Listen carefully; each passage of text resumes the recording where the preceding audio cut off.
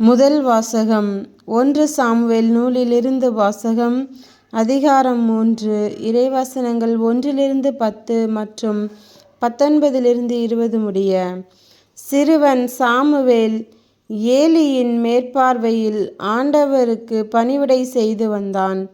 அந்நாட்களில் ஆண்டவரின் வார்த்தை அரிதாக இருந்தது, காட்சியும் அவ்வளவாக இல்லை. அப்போது ஒரு நாள் ஏலி தம் உறைவிடத்தில் படுத்திருந்தார். கண் பார்வை மங்கிவிட்டதால் அவரால் பார்க்க முடியவில்லை.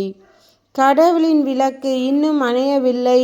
கடவுளின் பேழை வைக்கப்பட்டிருந்த ஆண்டவரின் இல்லத்தில் சாமுவேல் படுத்திருந்தான். அப்பொழுது ஆண்டவர் சாமுவேல் என்று அழைத்தார். அதற்கு அவன், இதோ அடியேன் என்று சொல்லி ஏலியிடம் ஓடி, இதோ அடியேன், என்னை அழைத்தீர்களா என்று கேட்டான். அதற்கு அவர், நான் அழைக்கவில்லை, திரும்பிச் சென்று படுத்துக்கொள் என்றார். அவனும் சென்று படுத்துக்கொண்டான். ஆண்டவர் மீண்டும் சாமுவேல் என்று அழைக்க அவன் எழுந்து ஏலியிடம் சென்று, இதோ அடியேன், என்னை அழைத்தீர்களா என்று கேட்டான். அவரோ, நான் அழைக்கவில்லை மகனே, சென்று படுத்துக்கொள் என்றார். சாமுவேல் ஆண்டவரை இன்னும் அறியவில்லை. அவனுக்கு ஆண்டவரின் வார்த்தை இன்னும் வெளிப்படுத்தப்படவில்லை.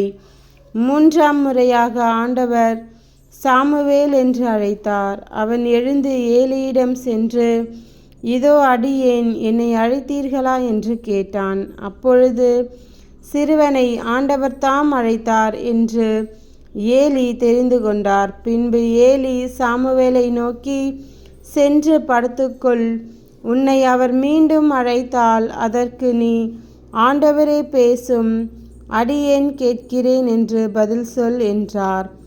சாமுவேலும் தன் இடத்திற்கு சென்று படுத்துக்கொண்டான். அப்போது ஆண்டவர் வந்து நின்று, சாமுவேல், சாமுவேல் என்று முன்பு போல் அழைத்தார்.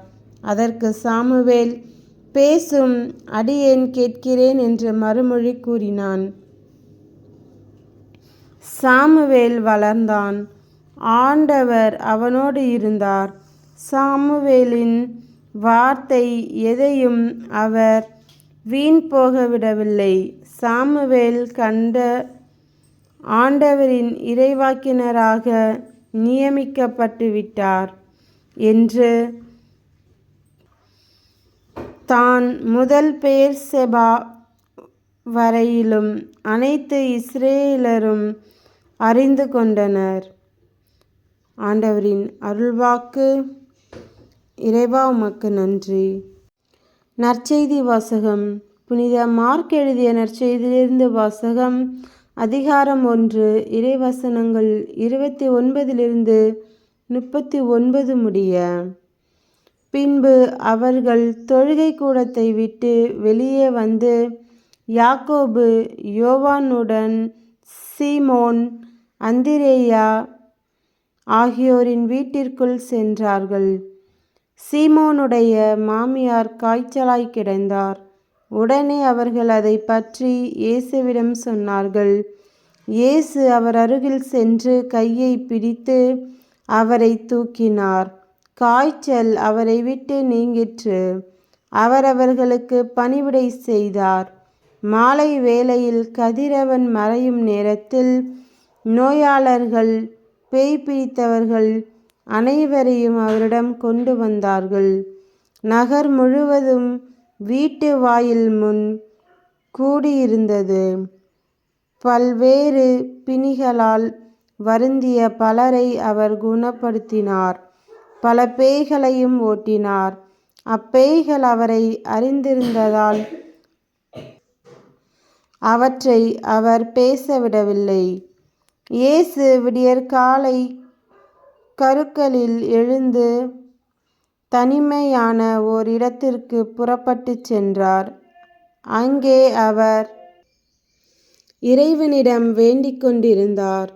சீமோனும் அவருடன் இருந்தவர்களும் அவரை தேடி சென்றார்கள்.